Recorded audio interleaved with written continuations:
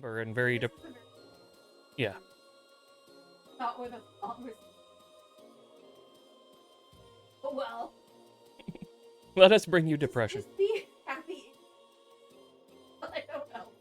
See, it's a lot of people who are swimming happily.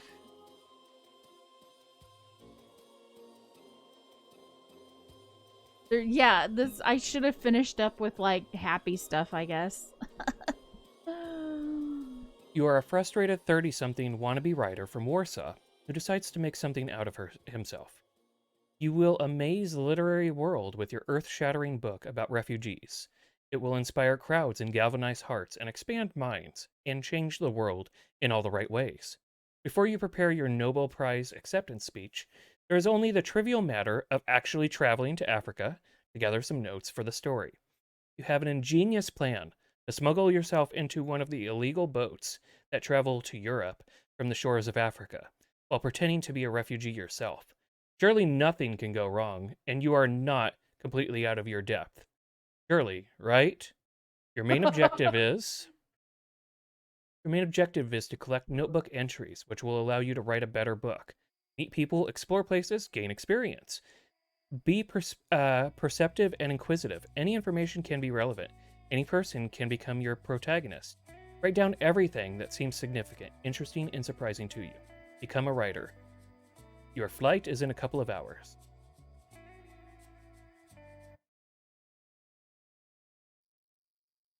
This is gonna go well. Oh yeah. Chapter 1, Home, Bitter Home. The cursor is blinking on the white background of an empty page. Your flight is in a couple of hours. 30 years of life contained in 38 square meters. It was 2014 when I first heard about the boats sinking in the Mediterranean. Where did the cat go? I think I'm going to take a nap before my flight.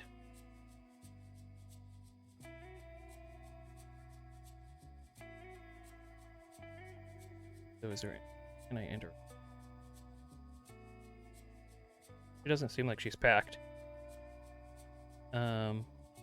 Bags. Nope. No notes. Oh. I see. I get options over here.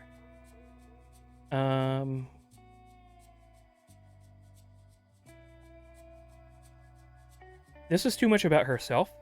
Mm-hmm. So I'm gonna go with this. Neutrality. So I took a neutral. Neutral. Yeah. I write on. Or actually, it was 2014 when I first heard about the boat sinking in the Mediterranean, long before Polish journalists took note of the subject. At that time, news on refugees barely got through the mainstream media. The competition was strong. The war in Ukraine, Russia's annexation of Crimea, the Ebola pandemic. In this light, few cared about the stories of illegal voyages from Africa to Europe. Meanwhile, against the trend, I have become attached to the subject of refugees like a suction cup to a shower door. I hope to milk it for deprocedural juices and free myself from the arduous and weightlessness of my existence. 6 years and dozens of books on the migration crisis later, I am one flight away from looking into the eye of the people whose tragedy protects me from taking antidepressants. I'm indulging myself, yeah. Absolutely. I read over the sentences I just wrote several times. I try to imagine what Eddie would say about them. First, he would go up to the bar, get another beer, to have an excuse for a moment of quiet thinking, without the pressure of my hunger for praise, which is typical of an aspiring writer. And then he would begin his dance of courtesies. He would ask about Hella, feed me some gossip about the bohemian world, and only then, having cased the tension, would he wheel out a heavy conversational artillery. It's an interesting idea, very original, but it has little to do with the Polish school of reportage. You're too self-centered. You fail to really see people. And then he would drink another beer. Hi, Yami. We love you too. Yeah, we're having a good time just checking out some demos from Steam Next Fest today. And it's been pretty fun. We just got finished with the really creepy one. Mm-hmm. And now we're not onto a depressing one. I guess it is. I started thinking like maybe we should have finished out with something a little happier. I will think about that next time in the future. 3, 8. Until the wee hours of the morning, we would be debating heatedly on where the boundary between objectivism and artistic creation lies, and whether fiction can be realer than the truth. These non existent memories make me smile. My musings are interpreted by the cat. I feel something rubbing up against my foot. The fluffiness of the cat's fur. There's my boy. Well, thanks for popping by, Yami. Let's be about describing You're it. freaking awesome. We appreciate the support. Oh no, I fired up Dome Keeper and Rogue Genesia. I don't even know about that game. Now that they are available. I'm hearing a lot about Dome Keeper. Yeah. Let me know what you think about that. I'm pretty. He's thinking about getting it. He's been thinking heavily about it. The fluffiness of the cat's fur reminds me of childhood, of some strange state of mind where unconditional happiness is possible, without reason, without logical explanation, without any deeper causes. Just a primal, childlike joy, and the instant gratification I feel when I hear the fluffball's velvety purrs. Now I can't help myself either, and I give Engels a scratch. I'm reading a book. Kid, what are you reading there?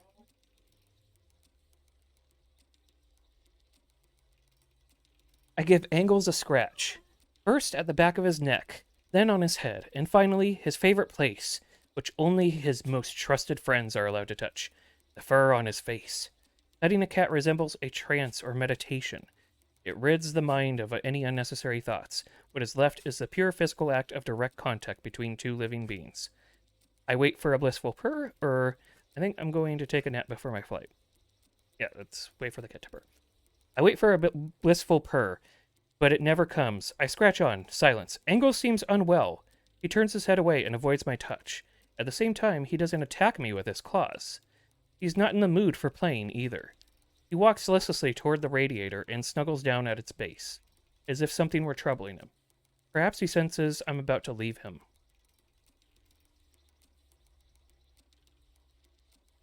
There are a couple of hours left until takeoff. Does Engels understand what the objects strewn about the backpack mean? Is that why he seems depressed? I can only hope that Hella will make it up to him. As I wait for her arrival, I decide to spend the rest of my time at the apartment, on my PlayStation, reading the news, packing. App. I want to be prepared. I'm going to pack. I will be gone for at least 15 days. I'm not expecting to be able to keep the stuff that I'm bringing, though. But I have to fit all of my stuff into a small backpack. A rainproof jacket, t-shirt, and underwear. My wallet, documents, toiletries, phone charger, and 3 notebooks take up most of the space in the main compartment. I can just squeeze one book in. I'm still not sure which one I should choose. Jaroslav the Great Tide or Edward Limonov's It's Me, Eddie. I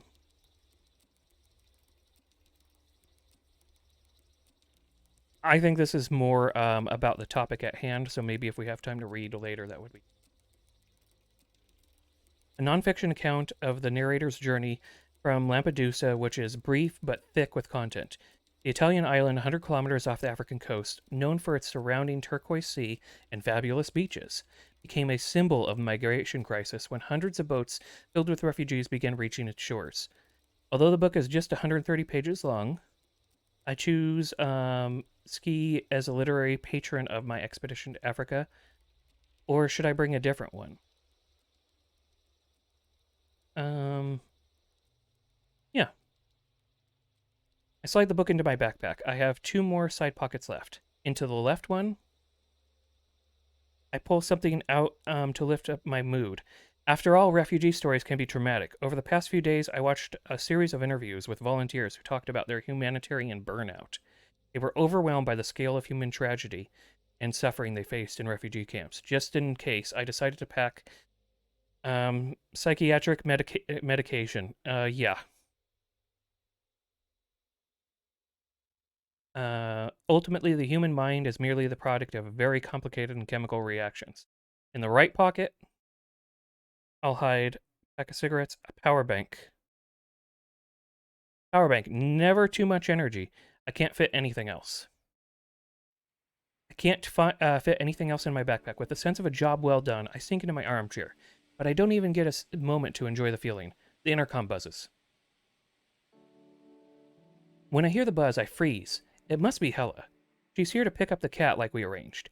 It's been 2 years since I last saw her. I got over her and built myself from the ground up, but I still hold a grudge. And now we are just a few flights of stairs from another meeting. When I look into her face again after all the suffering, I show her how great I'm doing without her, take out all my frustrations on her, and treat her normally like a regular acquaintance. That's what we are to each other, acquaintances. We went our separate ways, and that's good. I can hear footsteps. In the stairwell. I wait at the door. It draws me like a magnet. Should I shake her hand or kiss her cheek? Offer a coffee or get it over with and forget it? Doorbell rings. I open the door. Ella looks older. She is older, of course, but it's not about maturing. She just looks unwell, tired and almost unhappy. Hi, she says. I'll grab the cat and go. Mekik's double parked in front of your building. Here we go. As soon as she opens her mouth, she brags about someone waiting for her. She's dealing the cards as usual. Let me just put Angles into his crate real quick, I tell her. You haven't done it yet? She asks with what seems to me as passive aggression in her voice. You can put him in yourself. It'll take me 1 second. Do you want to help? No, let's do it ourselves. It's our cat. I call Angles by his name. He doesn't react. He is nowhere to be seen. Again, he's hiding. Awkward minutes pass. Ella stands in the doorway watching my frantic search. She doesn't say a word. Finally, I find the cat and try to put him in the crate. He's fighting me, refusing to go in. I'm embarrassed. In the end, I manage somehow. I hand the crate to Hella. Well, get going, she says. It was nice seeing you. Uh-huh. She holds her hand out to me. I shake it. Touching her feels strange. Memories from our nights together and walking trips outside the city in the spring flash before my eyes. I remember all the wild retreats that we explored on weekends. Ella lets go of my hand first. She stares at the floor, flustered. Take care of yourself. You know, in Africa, text me when you land or something, she says. Keep an eye on him, okay? I reply, motioning at the crate. 1 hour later, I am off to the airport.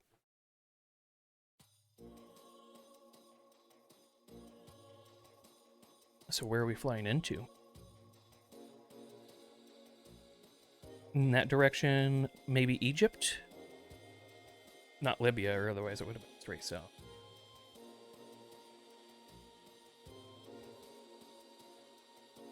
Oh, Alexandria, Egypt. Okay. Good guess on my part. Not really. I spent a lot of time looking at maps. That's true, you do. Act 1. Chapter 2, Alexandria, Day 1. Borg Ab al Arab Airport in Alexandria. The lounge is rectangular, spacious, and 10 or so meters tall. Its interior bright with natural light. Entering through the glass walls, the colors are muted. Mostly beige, light brown, and various shades of gray. Here and there, a palm tree sticks out of a cube-shaped flower pot, an attempt to animate the otherwise bland space. The Mediterranean vibe puts me in vacation mode. This is a new reality. European tourists who made up the majority of the passengers on the plane now seem like an exotic respite from the ubiquitous sight of men in tunics and women in hijabs. Looking at them, I feel apprehensive. I'm fascinated. You gotta take... These are the subjects of the story, so we need to focus on them.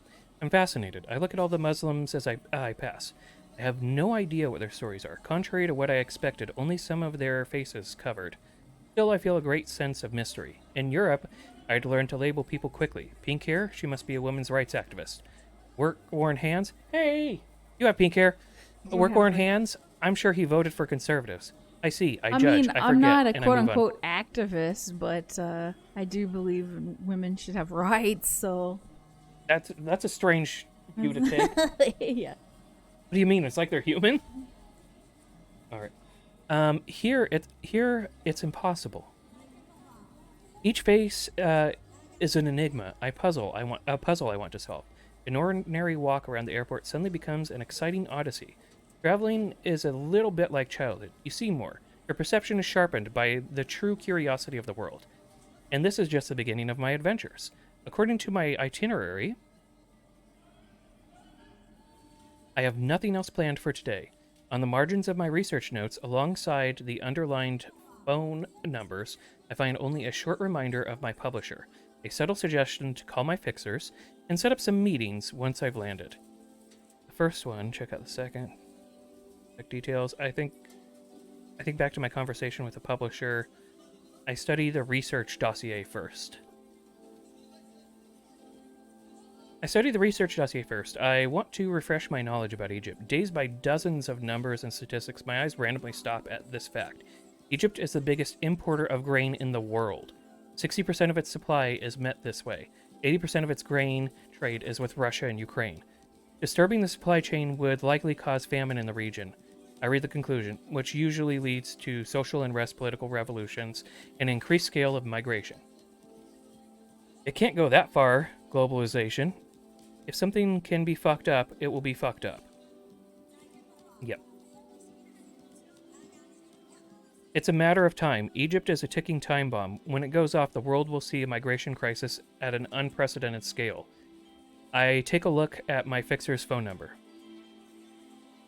The first one, check out the second. The first one is Eric, a Belgian volunteer. The researcher clearly did his job, and including some personal remarks to a sustained profile. Eric Songkemp, a humanitarian aid legend.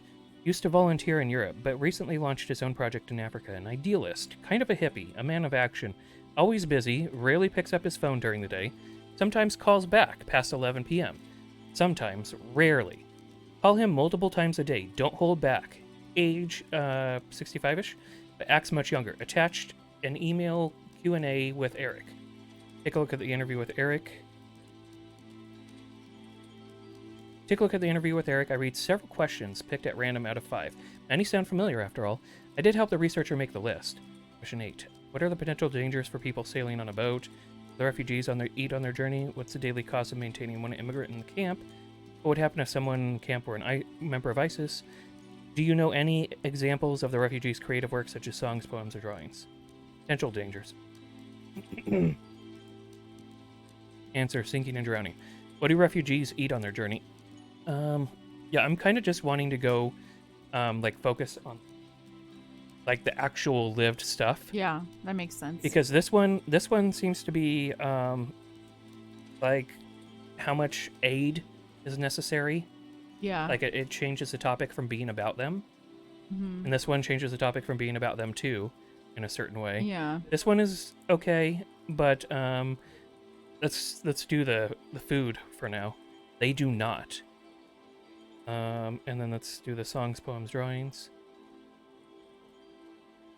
Yes, all of these. If so, which ones?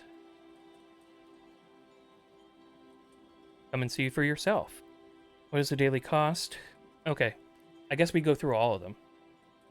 They are refugees, not immigrants. You can Google it. What would happen if someone in ISIS were a member, or what would happen if someone was a member of ISIS? No answer. The other questions and answers are written in a similar vein. Eric usually gives a short yes/no answer to my 3-sentence inquiries and mini essays. If he has to write whole sentences, he disregards style, grammar, and punctuation. What an arrogant prick, or he has bigger things on his mind, right? The answers strike me with their brevity. Their sloppiness doesn't feel like disrespect to me. Rather, they attest to the constant rush in which Eric lives. He writes in monosyllables because he has more important things to do than explaining the nitty-gritty of the migration crisis to an amateur journalist from Central Europe. The conclusion is simple. Having read a couple dozen nonfiction books on Africa and the Middle East, I know nothing about refugees. I can't even ask a question worthy of a longer answer. I check out the second list of contact details. I think that's good. Starting off humble with that.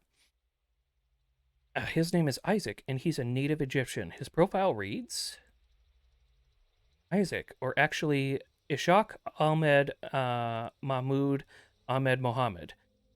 A so-called fixer, someone who lives off his contacts. People say he can get a hold of anyone in Alexandria. Or at least he says so. He charges for literally everything. It shouldn't surprise you if he bills you even for picking him up. He often disappears for days, likely an active member of the criminal underworld. Warning, a shady guy, stay vigilant. His personal data is incomplete. The date and place of birth are missing. There is a cartoon of Robin Hood instead of his photo. There are only phone numbers and detailed address of his place of residence. That's it, nothing more. That's all the materials I've got to read. There's only one thing left. I need to answer the simple yet fundamental question at this stage of the trip. How will I spend my first day in Africa? At the back of my head, I still have my publisher's ominous warning not to fuck around. My itinerary includes just 3 days in Egypt, and the budget is not made of rubber, as Jersey likes to say. Time to get to work. I have no time to spare. The sooner I get to the refugees, the faster I can find a boat and cross the Mediterranean and get back to Europe, finish the book, and go back to my former life. The one I just escaped by going to Africa. But maybe I don't have to come back. What if the book becomes a bestseller and this is my life now? A never-ending book tour. Motivated by the vision of a better future, I decide to... I think we should call Eric first. It's 6 p.m. I suspect the aid worker won't even look at his phone, but he picks up after 2 tones. Mr. Sonkamp? I ask, surprised at his quick response. How are you? Hey, got a moment? Eric interrupts me. He speaks with a highbrow British accent. He gets straight to the point without waiting for my answer. Why don't you drop by right now? It's all hands on deck. Come on, we're waiting. He gives me an address of the Home of Hope and hangs up without a goodbye. I never even introduced myself. I wonder if Sonkamp knows who he is talking to. I get a taxi and head there. It's getting late. I'll see him tomorrow. Nope, let's go there right now.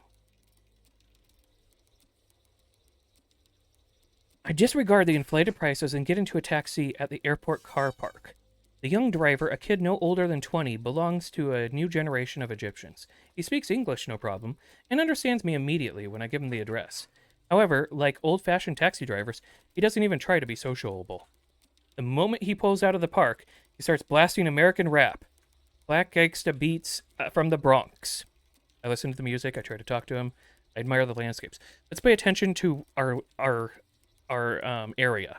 So let's look at the landscapes. You don't want to end up being surprised. The airport is 40 kilometers away from the city center. A 4-lane beltway leads through the bland plains. There's concrete and sun-dried vegetation. More concrete, though. Here and there's a fruit stall standing in the side of the road. The driver noticed my interest in the landscape. He offers to exit the beltway. He'll show me his favorite part of Egypt. Free of charge, he jokes, and then turns off the meter. A side road. I don't get choices on that. A side road leads us to the coast. The buildings are squat and more traditionally Middle Eastern. Finally, a place which doesn't resemble Europe. That is until the moment we reach the sea. The beach. The beach looks heavenly. Its fine white sands stretch for a couple hundred meters, and it's lined with tourist infrastructure, bars, restaurants, souvenir shops, just like a European resort town. I love this. This is my Egypt, says the driver, pulling into a parking lot. Would you like to take a picture? Let's head to the city. We need to get to doing work. New note, the American dream in Egypt. I thank the driver politely for showing me the place. There's no need to stay here any longer, though. This is not the Africa I'm looking for. Let's go to the city, I tell him. 15 minutes later. We reach Alexandria. There's more concrete formed into the rectangle of buildings. Some built of white brick, some golden, like the sand on the beach. Even less vegetation. At an intersection. The driver opens the window and shouts something at a crossing passerby, possibly asking for directions. The stuffiness of Egyptian air hits me, and as does the urban smog. Although it's late January, the temperature in Alexandria can reach up to 25 degrees Celsius.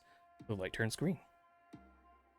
The driver gets off the main road and weaves his way through the side streets for a while until we reach our destination, Home of Hope.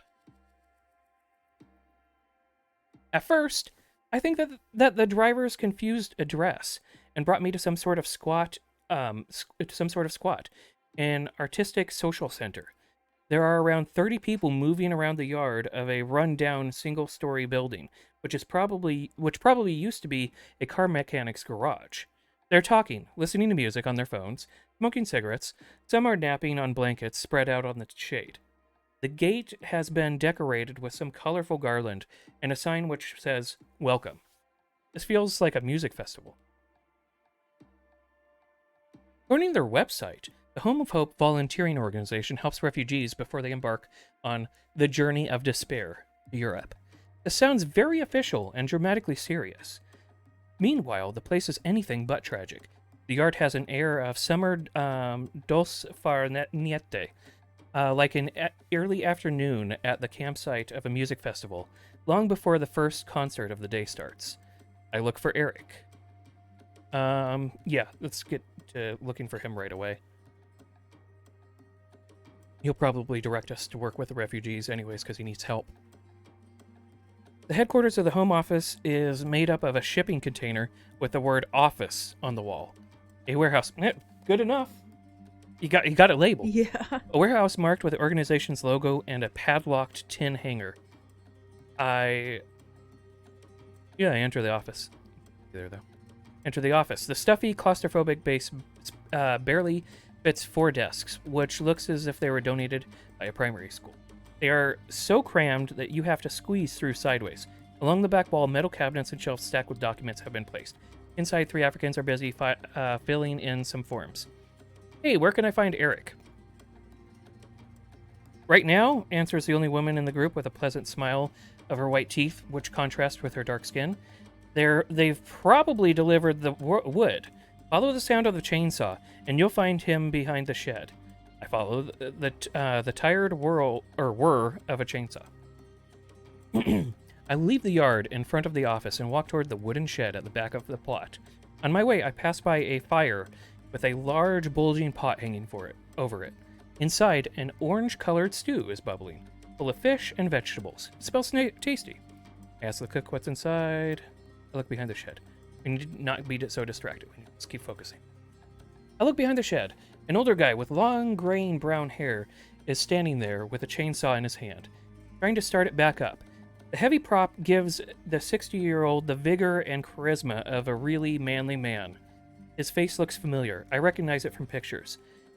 "There you are, finally," says Eric Stonekemp, extending his hand to shake mine.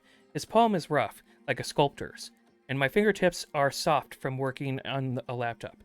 "Come here, help me carry this log." I help him. Roll a 2-meter-long log off the pile. "Good, now hold it for me." Eric turns on the saw. He doesn't wait for my signal, just begins to cut. "See how smoothly it goes through? We're cutting lengthwise. This would be great for construction." Try to talk. I focus on the work. And do it as instructed by Eric. "Turn it over. Pull. Move it." Splinters are getting into my soft hands. They're not used to physical labor, but I say nothing. Finally, we're done. The log has been cut into neat blocks. "Good. Now you know how it's done. See that pile?" Stonekemp points to a dozen similarly massive logs. "Work them like I just taught you, and then we'll talk." I came here to talk, not work. I'll get right to it. I think we're gonna have a busy, hard first day, so it's a good thing we left immediately. Yeah. The first log. The first log almost crushes my foot as I try to roll it off the pile. With the second one, I assume a safer position. Somehow I get on with it. The fourth one is smaller than the others. I cut it swiftly. At the 7th. Or 8th, I lose count. I enter a trance. My body's getting used to it. My movements become precise and steady. The 10th log gives me real satisfaction. 2 hours later, my back almost gives in, but I'm only halfway through the pile. When I finish, it's already dark. I sit down on a block of wood and admire the fruit of my labor. I am drenched in sweat, physically exhausted, unhappy. I feel the need to share my feelings with Eric. New note, the joys of manual labor. I go back to the yard in front of the office. At this time of day, it's empty. The lights are off at the office in the warehouse. I check the doors. They've all been padlocked. Clearly, I've been left alone. Looks like Eric forgot about our meeting and simply went home. A string of lights illuminates the welcome sign over the entrance. There's no reason for me to stay here tonight. I have nothing else left to do. I head to the hotel. I check in at the reception desk and get a key to my suite. The publisher's gone really all out. My hotel, located in central Alexandria, is one of the best in the city, and even has a pool. I take the lift. The 9th floor, and now I find myself in the city, closed, familiar space, or this tiny, closed, familiar space, isolated from the exotic stimuli. My adrenaline plummets. I realize how terribly exhausted I am physically. At the same time, I feel an intellectual excitement. My thoughts throb in my skull. Finally, I have a moment to digest and sum up today's experiences. A desire to write. A desire to write is rising within me. I cross the corridor and open my door. It's a modestly sized suite with a sea view. On the horizon, strings of red lights from the ships anchored in the bay glimmer. An upside-down night sky. Before I start writing, I unpack. I can't work in chaos. First, I need to organize my space. I put my clothes in the wardrobe, place the notebook neatly on the desk, and plug in my phone charger. So I'm kind of thinking so far, this person might have some addiction issues. Yeah, it seems like it. So maybe I should have been bringing some stuff to deal with their vices. Yeah. My other thought process is if I had brought cigarettes, I could be trading them to people. Yeah. But I'm just kind of treating it how I would personally. Yeah, I understand. So, That makes sense. but theoretically, that probably would have been useful to be able to have cigarettes to barter with and stuff. But we'll see. A notification on my phone tells me that I have 3 missed calls on Skype from Jersey. That's my publisher. I was supposed to call him as soon as I reached the hotel. I called Jersey back. Yeah, we gotta respond. Have you found your refugee yet? It's Jersey, the publisher, and he gets right down to business. Some people consider him rude and vulgar, but you can't deny him one thing. He gets results. The small publishing house he's been running for 15 years is famous for controversial books and much publicized premieres. Critics either lambast his authors or extol them. No one stays indifferent, and readers love his books. Not yet. I answer truthfully. What have you been doing today, then? Jersey continues his interrogation in a tone so harsh it could peel dead skin off the heels of my feet. I get off my chair and start pacing the room nervously. I tell him the truth. I recap my day for him. I try to mask my failure and follow the plan with my enthusiasm. So you mean you're fucking around? Jersey interrupts me. Reminder, I've paid for 2 nights in Alexandria, not one more. Find a refugee who will connect you with the smugglers. If you prefer partying there, it's your choice, but you'll be paying for each day out of your own pocket. Next order of business, the receipts. Remember to collect all the bills, every single expense. I'm not in the mood for technicalities. I listen to his instructions obediently.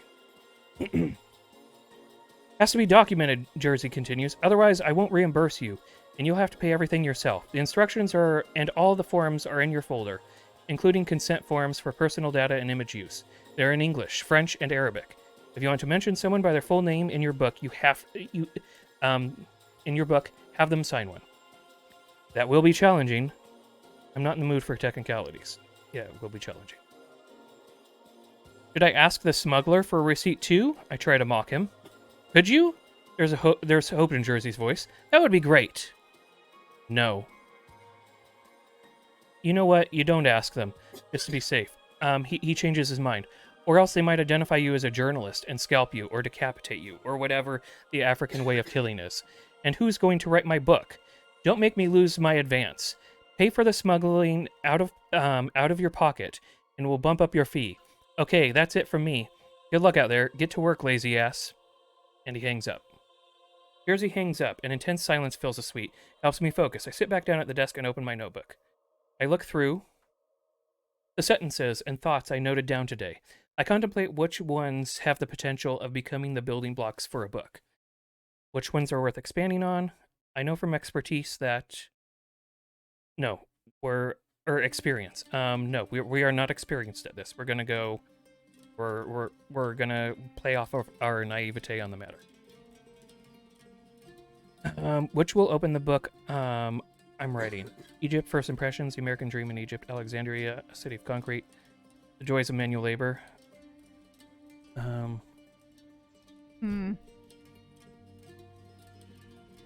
I don't like these. Yeah. The joys of manual labor. Hmm. That's making it about me. This is making it about how much it is like something else. This is kind of downplaying it. Let's do first impressions. The airport was no different from what I've seen in Europe. I described the airport in detail. I focus on the people. I wrote a paragraph portraying the people I met. I look for some universal themes which would connect Muslim and European communities. I move on to another entry. I read through my draft a few times over so that I can enjoy the melody of the sentences. Then I wonder if I'd like to expand on something else tonight. Nope. That's it for me. I close my notebook and put my pen down.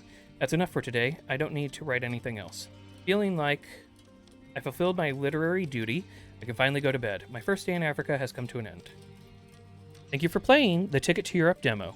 You can support us by adding our game to your Steam wishlist. Oh, nice. Okay. I'm sorry I finished it off with kind of like No. not super happy, but No, this is good. This is really good. yeah. I You enjoyed the story. Hey y'all, this is Hazzy. I hope you enjoyed our demo gameplay of Ticket to Europe for the Steam Next Fest Fall 2022. If you did enjoy this video, please be sure to give it a thumbs up. And if you want to see some more indie gaming content, you can sub to our YouTube channel. If you're interested in wishlisting this game, please go down to the descriptions and there is a link for the Steam game. Also, if you want to come hang out with us, you will find us over on Twitch. Okay, y'all, I'll see you later. Peace. Bye-bye. Oh my goodness.